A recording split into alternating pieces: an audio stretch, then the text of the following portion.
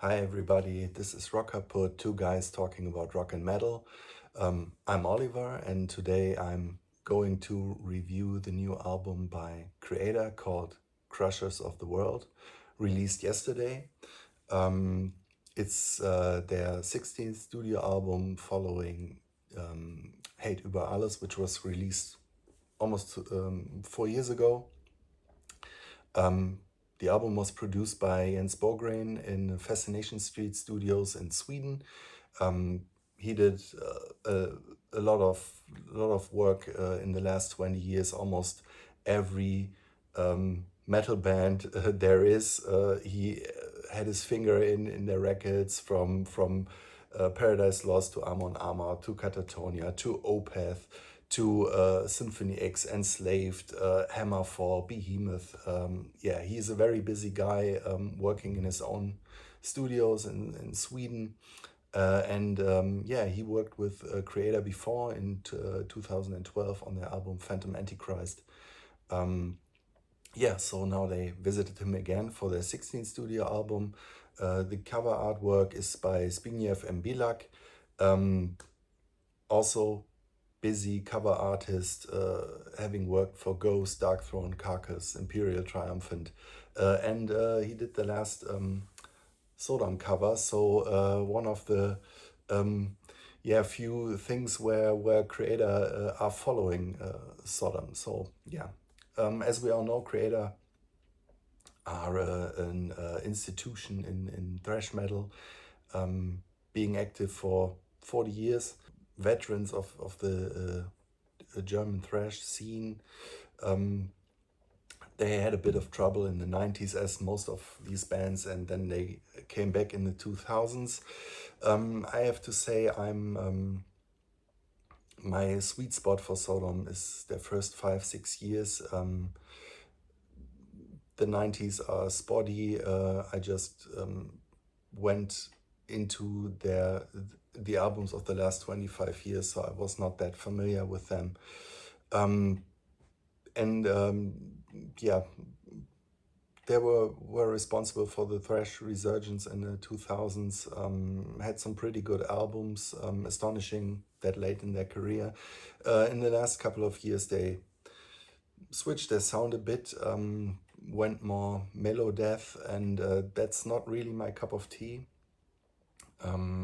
But you have to respect Kreator for being so successful. I think they are more successful today than they have been in the 80s and 90s. So they certainly found a sound that responds with a lot of people. They are gaining new fans with every album, with the modernization of their sound. So all power to them. Yeah, let's see how the new album sounds, and can I recommend it or not. Actually, after the first listen, I wasn't too enthusiastic about it. Like I said, I don't like their new sound, but after repeated listens, I kind of warmed to it. It will never be my favorite album, but I think it's okay. Having said that, let's get into the songs. So the album starts off with Seven Serpents, which was released before as a video. Melodic twin leads in the intro. Then it blasts off with a great double bass by Jürgen Ventor Ryle. Full speed ahead, blistering guitars, and of course then when it comes to the chorus, melodies are surging. There's a thrashing groove to it. I think it's a great opener, one of the best tracks on the album, and could have been on one of their older records as well. So we're off to a good start with Seven Serpents. After that one, the next song is called Satanic Anarchy. That was also released as a video clip before. It's more mid-tempo, and again it has a very melodic chorus. For me, it's a bit too cheesy. I don't like the melody. It's a bit too obvious for me. And this is one of the problems I have with this album and new Kreator in general. When you listen to them, you realize that Mille wrote these songs with live crowds in mind who are chanting along, you know, shoulder to shoulder, fists in the air, singing. It has this, also the lyrics, they are emphasizing unity and strongness and you know, standing up for your rights, never give up, and it becomes a bit cliched. I think I don't like that. It's yeah, it's a bit too obvious for me. The next song is the title track, Krushers of the World, which is the newest video out. And like the opener, that's one of the best tracks here. It's more of a mid-tempo song. It has this stomping groove. Yeah, that's also, I mean, the title, Krushers of the World. Of course, we are Krushers of the World. You know, that will be a big crowd pleaser on their live shows. I think the title is stupid.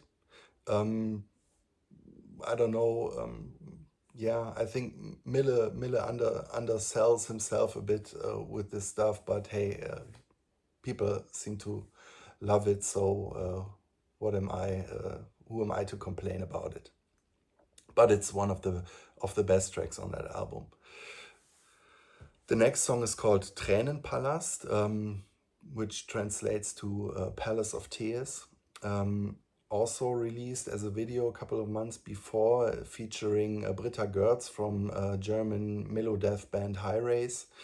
And Mille repurposes the great Suspiria soundtrack by Goblin. You know, Suspiria, classic horror movie from the 70s by Maestro Dario Argento. The soundtrack is amazing. If you don't know it, go get it, check it out. It's an obvious pick to repurpose it for a metal song. This one is a melodeath song through and through. Also more mid-tempo, very melodic in the Gothenburg death metal style. It's an okay song, but it's not my cup of tea, to be honest. But it's okay. The next song we have is called Barbarian, and that's another fast thrasher. I have to say, when the songs start, the verses, I'm always getting enthusiastic. I'm hopeful for it because you can hear this is Kreator doing a thrash album, but then it always comes to these sing-along choruses, which some are better than others, some are good, but it gets samey, and I don't like that style too much. This one as well, you know, it will be a favorite on their live shows. I'm sure about that, and it's an okay song. It's nothing to complain about too much, but yeah, I would love if they would just go a little bit more old school Kreator, but I guess that ship has sailed.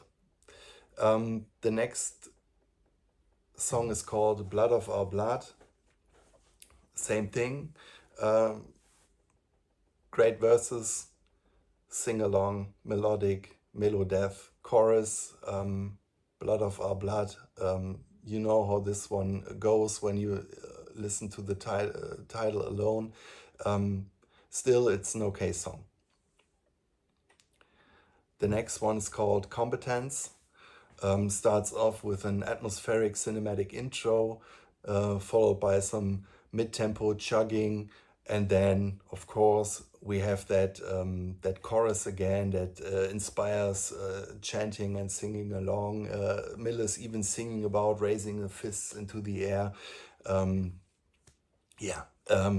If you like that, you will love it. It's not a bad song. You know, Miller knows how to write this stuff. The melodies are good. To me, it all seems a bit too calculated. And I wonder, does Miller, who's known for favoring punk and experimental music. Does he like this music? I don't know.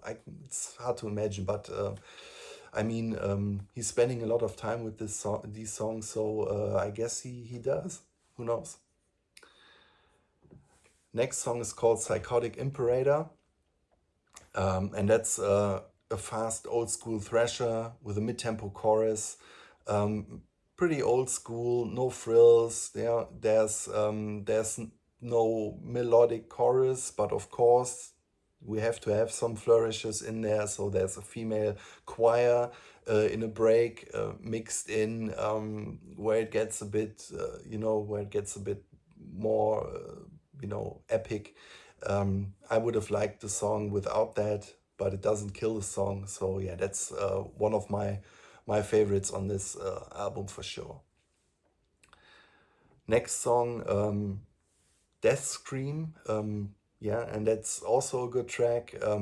It's similar to the one that came before, to Psychotic Imperator, so it's a bit more toned down. There's no sing-along chorus, just Mille screaming, Death Scream. Yeah, lots of effects on his voice, so that's one thing I don't like too much as well, but I get into that a bit later. One of the better tracks on here, one of the more old school tracks, good song. And then we're off to the last one, track number 10, Loyal to the Grave. And if you know the title, you know already how the song will go. We have another cinematic intro with a female singing voice over it. And then we get to the chorus, Loyal to the Grave. We have another one of those metal brothers in arms, chanting and singing and claiming to never surrender and stuff like that. It's okay. It's not one of the tracks on this album I like less, but yeah, there's no real there's not a song on there where I would say this is horrible. Satanic Anarchy is probably my least favorite. Like I said, I warmed up to this album a bit. I would never buy it. It's simply not my style, but I won't run away if someone plays it around me or something like that. To say something about the production, sounds very expensive.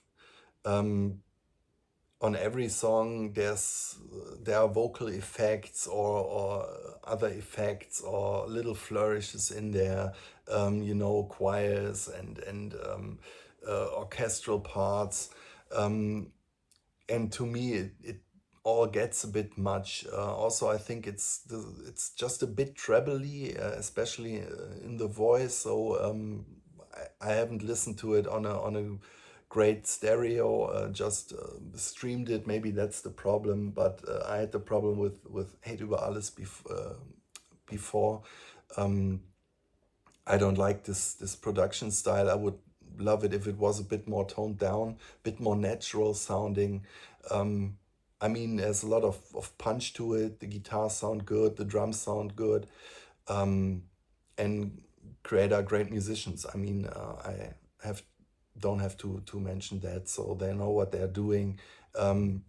Still, this isn't the metal sound I'd prefer. So all in all, Krushers of the World is, for me, it's definitely better than their last album. It's not their worst album. It's good, it's serviceable, it's not my style. But yeah, it surprised me a little bit because I liked it more than I expected going in. Yeah, that's what I can say about it. This will never be my favorite Kreator era. I'm an old school guy, Pleasure to Kill, Coma of Souls. These are my favorites, and I would love if Kreator would go back to that style. They came close in the 2000s with Enemy of God or Hordes of Chaos, even Violent Revolution Phantom Antichrist was a pretty good album as well. Yeah, I would love to see them dial it a bit down, go for the throat once again, stop with these theatrical choruses, and yeah, deliver another punch in the face. But hey, people love Kreator. I guess this album will sell a ton in Germany and all over the world. And they are still a great live band. They are going on tour soon. Maybe I will catch them. We'll see.